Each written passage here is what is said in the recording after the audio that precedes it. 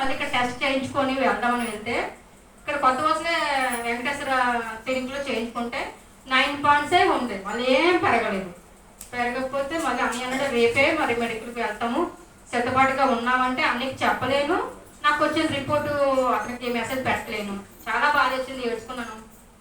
దవాయుధులు మీరు నా పట్ల ఏం చేస్తున్నారు నా మంచికి అని చెప్పి నేను బయలుదేరాను. నాతో పాటు ఒక 2 అక్క కూడా బయలుదేరాడు.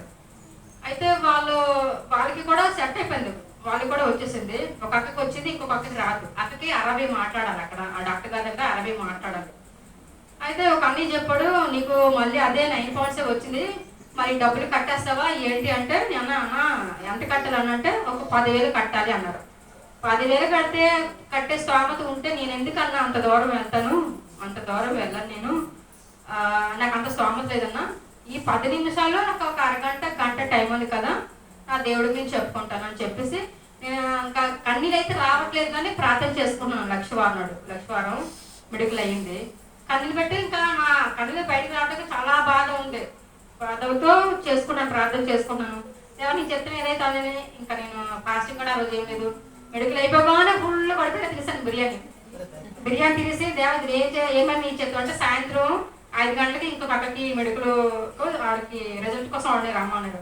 వాడికి అరబీ రాదు, ఇంగ్లీష్ రాదు, హిందీ రాదు, ఏమి రాదు. తెలుగు కూడా చాలా సైలెంట్, అలాంటి అలాగే కాదు అమ్మాయి, చాలా డీసెంట్గా ఉన్న అమ్మాయి మాట అమ్మాయి. అయితే దేవి అన్నయ్య నువ్వు వెళ్ళి కొంచెం మాట్లాడు, సార్తో మాట్లాడంటే అతను చెప్పిన ప్రతి మాటకి నేను అతనికి రిప్లై ఇస్తుంటే నాకు ఒక అంతర చెప్పాడు అనమాట, నీకు బ్లడ్ తక్కువ ఉందంటే ఈ మంత్ నీకు పీరియడ్లో కొంచెం బ్లడ్ బ్లీడింగ్ ఎక్కువ అయ్యింది, అందుకే ఇది మెడికల్లో కొంచెం ఇలా వచ్చిందని అబద్ధం చెప్పన్నాడు. అబద్ధం చెప్పను నేను అనుకున్నాను, ఎందుకు ఇలా అబద్ధం చెప్పడం, దేవుడు చేస్తాం ఏదైతే అదేదో నేను నిర్ణయం తీసుకున్నాను. ఏంటంటే అక్కడ కసం తీసుకోవడానికి బతికి వచ్చి డిసైడ్ అయిపోయాను అనమాట. అయితే సరే దేవా నువ్వే ఉన్నావు, వేరే చేశాను నా మంచిగా అని చెప్పి నేను ఊరుకున్నాను, సంతోషంగా ఉన్నాను, బాధ అయితే పడలేదు. మరి ఇంకా అయిపోయాక అక్క దగ్గరికి వెళ్ళాక చెప్పాను, సరే ఇలా నాకు చెప్పమనే మాట ఆ అక్క కోసం ఉపయోగించి ఆ అక్క కోసం మాట్లాడి ఆ అక్క సార్ ప్లీజ్ అండి, తనకి 2 ఆడపిల్లలండి, తను వెళ్ళకపోతే తన పరిస్థితి అవ్వదండి అని చెప్పి అతనికి బ్రతిమాలతో సంతకం పెట్టేశాడు. నాకు పేపర్ పట్టుకెళ్ళే లోపు నాకు టైం అయిపోయింది, 5 అయిపోయింది.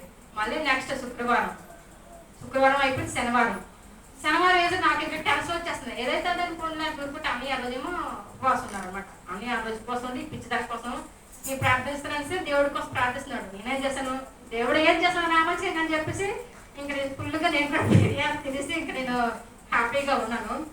కానీ పేపర్లో మొక్క మీద పడేసిన డాక్టర్ గారు, నేను లోన ఆల్రెడీ ఉన్నారు, 2 బయటలు ఉన్నారు, వాళ్ళిద్దరికి చెప్పడం మానేసి నేను బయట అడుగుతున్నాను, మాట కూడా రావట్లేదు.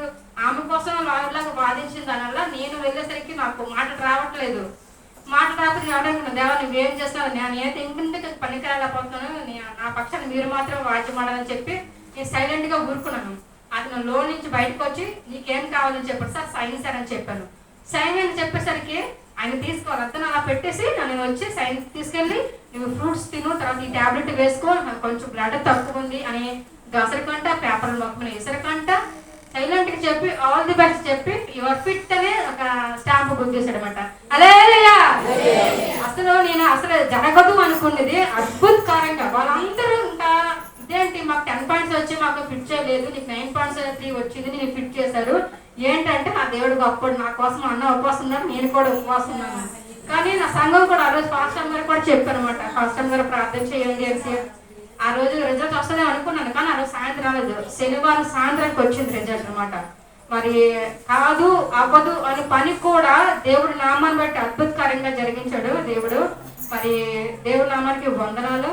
మరి మీ అందరికి కూడా సేవలు కూడా వందనాలు. మరి నా ఈ చిన్న సాక్ష్యాన్ని దేవుడి నామాలు దీవించగాక. హల్లెలూయా. హల్లెలూయా. హల్లెలూయా. హల్లెలూయా. దేవుని స్తోత్రం. హల్లెలూయా. హల్లెలూయా. ఆవిడకి సంతోషంగా ఉందని గట్టిగా చెప్పమన్నాను. ఇంకా దేవుని స్తోత్రం. హల్లెలూయా. మంచిది, దేవుడు మేలు చేశాడు. దేవుని స్తోత్రం. అయితే మరి దేవునికి కృతజ్ఞతగా ఉండాలి ఎల్లప్పుడు కూడా. హల్లెలూయా. 2 సార్లు ఫారెన్ వెళ్ళింది, కానీ అంతగా ఏమీ ఇది లేదు. ఒకటి మొట్టమొదట సేవకుడు, రెండవదేమో సేవకు ఇవ్వాల్సిన దశభాగం కూడా దేవుని స్తోత్రం ఖచ్చితంగా. రెండవది దేవుని పరిచర్య కోసం కూడా హల్లెలూయా, సంఘం కోసం, చర్చ్ కోసం, ఇంకా ఇలాంటివి ఉంటాయి. హల్లెలూయా, మంచిది.